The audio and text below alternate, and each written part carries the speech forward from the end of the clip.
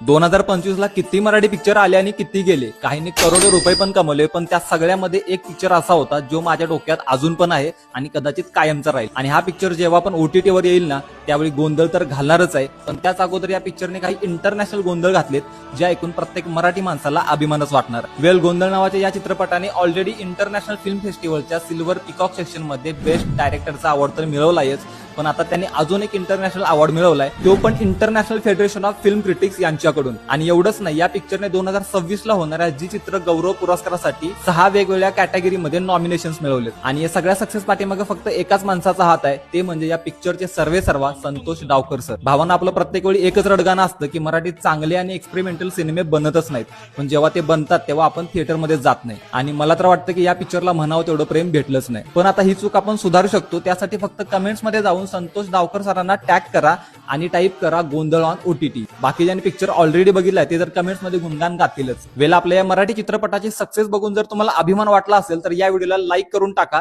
आणि असल्या कडक अपडेटसाठी मला फॉलो पण करून ठेवा.